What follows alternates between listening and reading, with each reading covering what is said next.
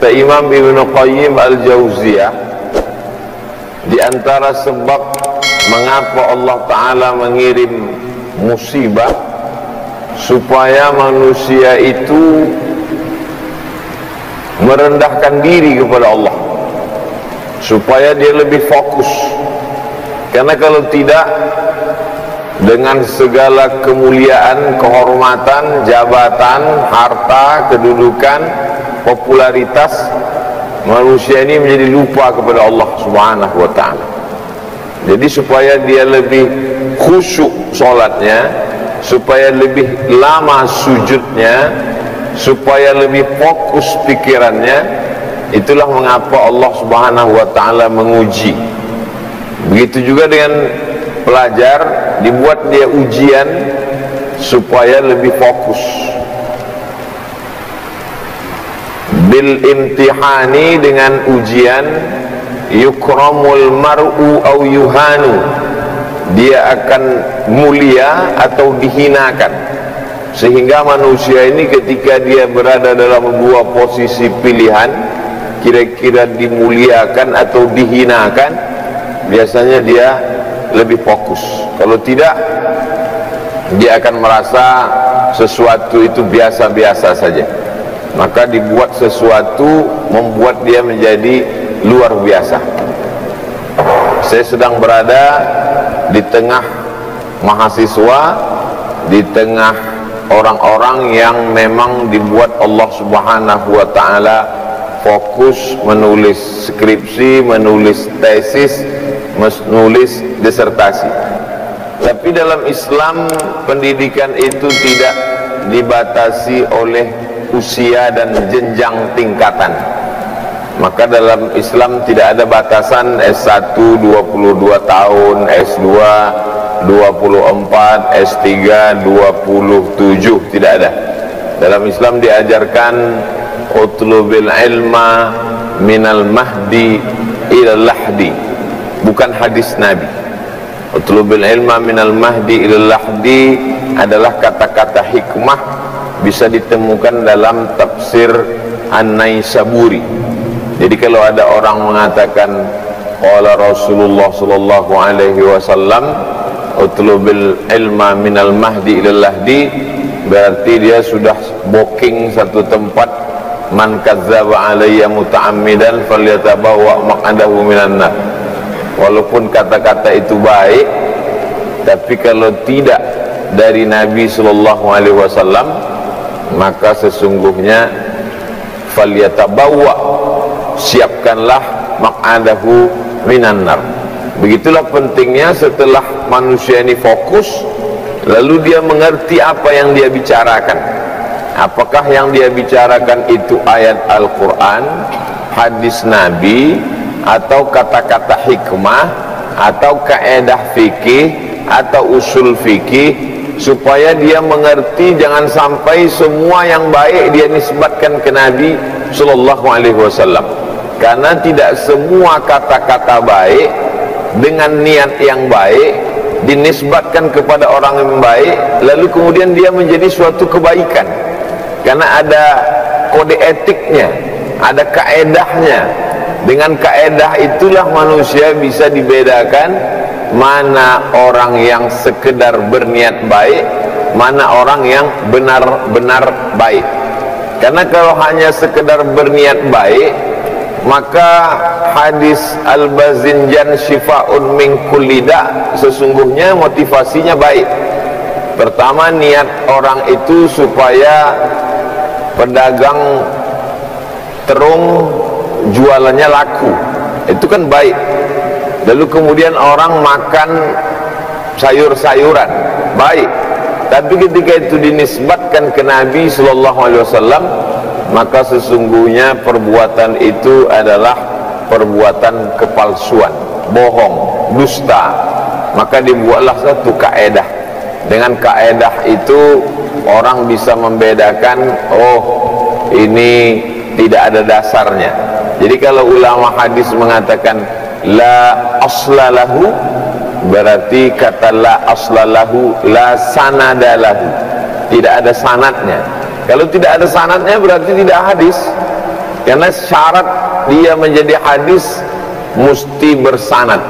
Kalau tidak bersanad maka sesungguhnya dia bukan hadis. Jadi ketika kita menemukan ini dari Imam Bukhari, Muhammad bin Ismail bin Ibrahim bin Al-Mughirah bin Bardizbah Al-Bukhari, tidak mungkin dia ketemu dengan Nabi SAW. Maka Bukhari menemukan itu dari Abdullah bin Maslamah. Abdullah bin Maslamah mengambilnya dari Malik bin Anas. Malik bin Anas mengambil itu dari Abu Zinad. Abu Zinad mengambil riwayat itu dari Al-A'raj.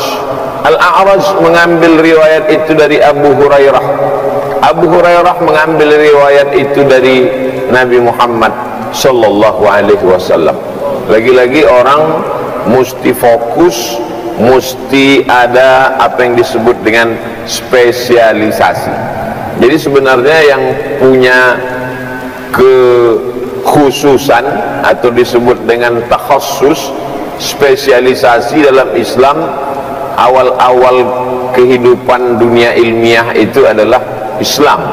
Tapi orang mungkin akan mengatakan, nah ini apologi saja, ini pembelaan terhadap diri sendiri. Mana buktinya bahwa Islam itu punya spesialisasi?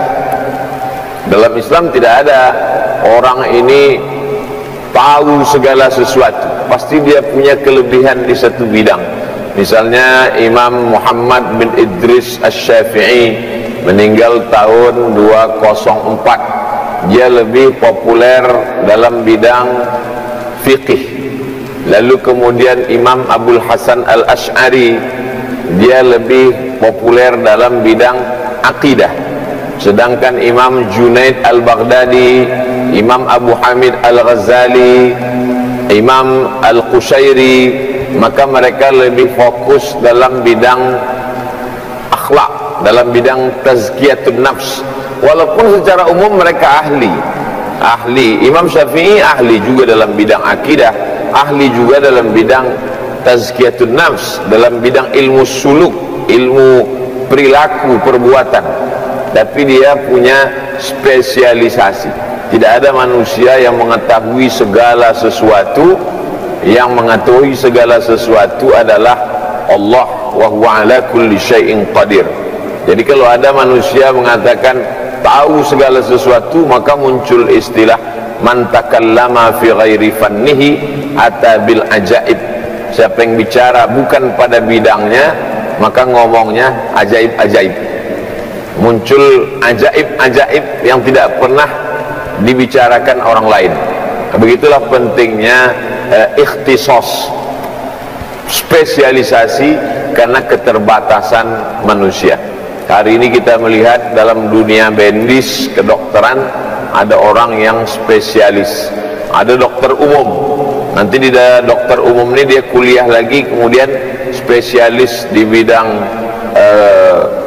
tulang, spesialis obgyn kandungan, spesialis dalam bidang penyakit kulit dan kelamin, spesialis jantung, spesialis macam-macam. Nah, ini sesungguhnya ilmu-ilmu ini, ilmu fokus dalam bidang suatu ilmu adalah ajaran dari Islam. Karena kata Nabi, innallaha yuhibbu, Allah suka kepada seorang hamba kalau dia menekuni sesuatu atspanahu, itspan, spesialis, profesional, tidak sekedar cicip-cicip. Jadi kalau memang menekuni bidang hukum Islam, ya tekuni betul dari mulai dasar.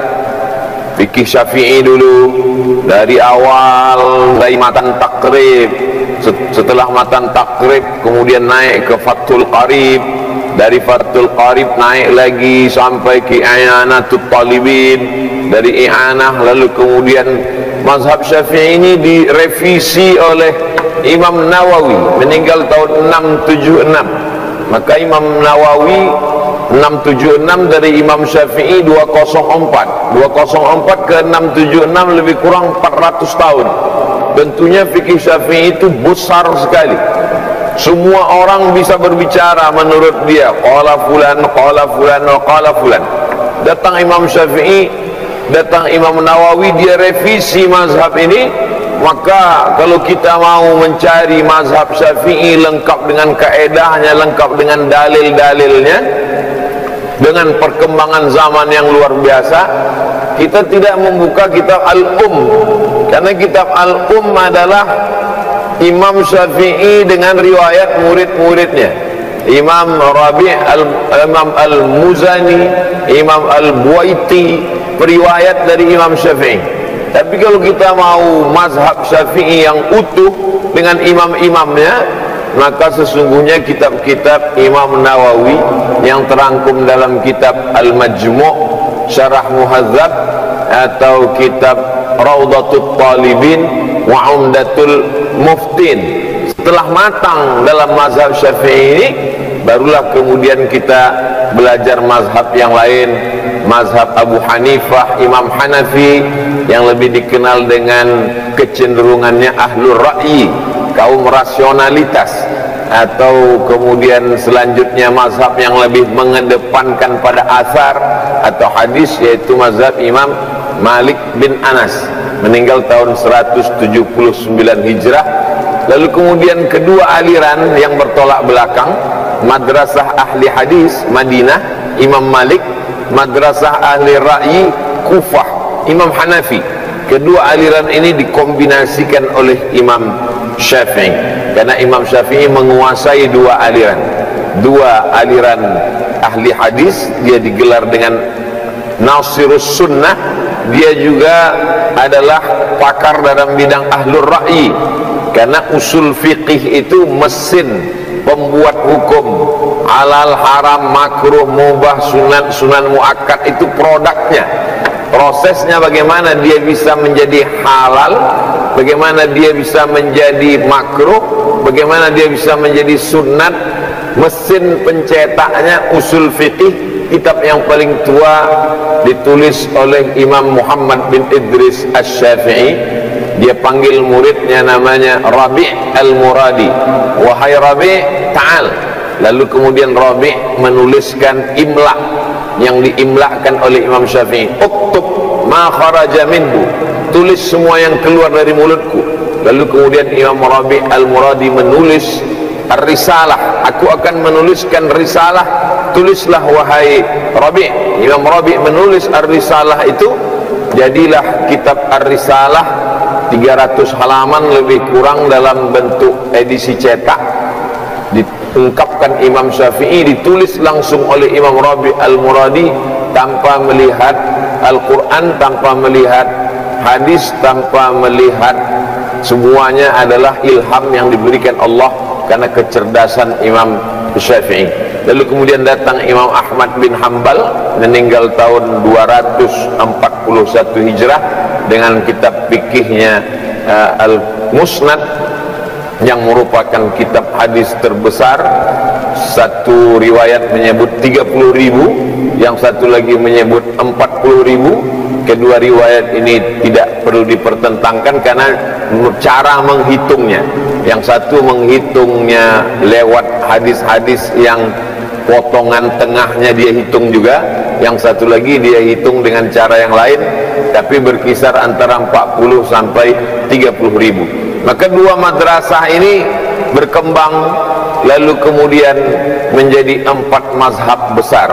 Walaupun sebenarnya mazhab fikih itu banyak sekali.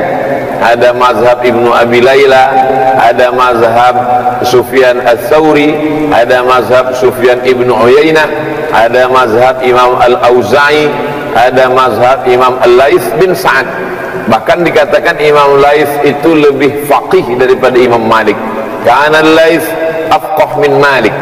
Imam Laits bin Sa'ad lebih faqih daripada Imam Malik bin Anas. Tapi kalau kita lihat, dia tidak masuk dalam 4 mazhab. Yang kita tahu paling tua Abu Hanifah, nomor 2 Malik bin Anas, nomor 3 Muhammad bin Idris Asy-Syafi'i, nomor 4 Imam Ahmad bin Hanbal. Imam Laits tidak masuk, padahal dia lebih faqih. Ternyata kefaqihan tidak menopang bertahannya suatu mazhab. Kenapa Imam Malik lebih bertahan daripada Imam Laits? karena Imam Malik punya murid-murid yang menuliskan karya, sehingga Muwatta itu riwayatnya lebih kurang 14 riwayat yang menuliskan, membukukan Muwatta dari Imam Malik. Imam Malik berkata kepada murid-muridnya,